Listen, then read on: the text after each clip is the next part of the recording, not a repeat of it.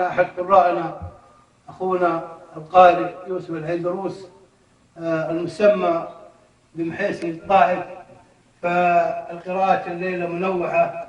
وأول طلب كان لأخوكم المشهور إن أخونا الله يجزاه خير يبدأ بالقراءة العراقية.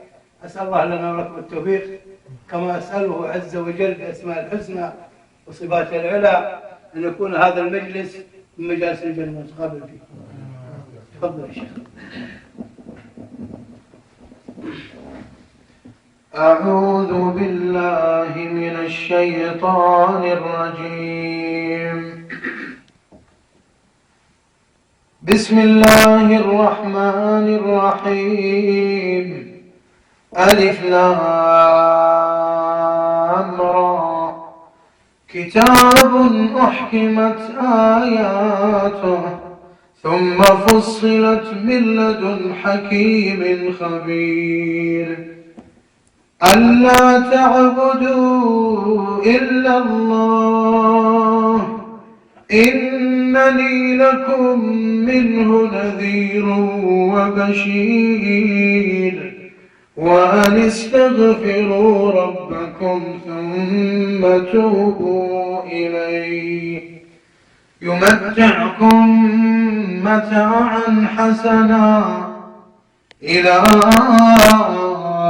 أجل مسمى ويؤتي كل ذي فضل فضله.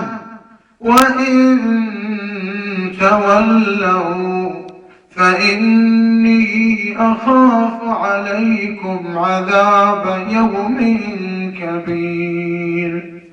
إلى الله مرجعكم وهو على كل شيء قدير. ألا إنهم يثنون صدورهم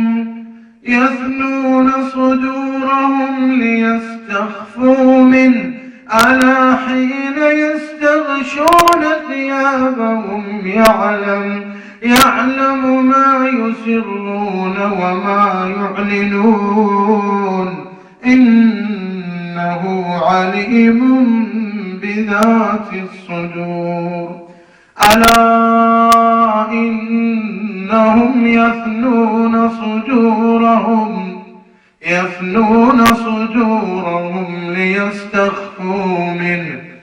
ألا حين يستغشون ثيابهم يعلم ما يسرون وما يعلنون إنه عليم بذات الصدور. وما من دابة في الأرض إلا على الله رزقها ويعلم مستقرها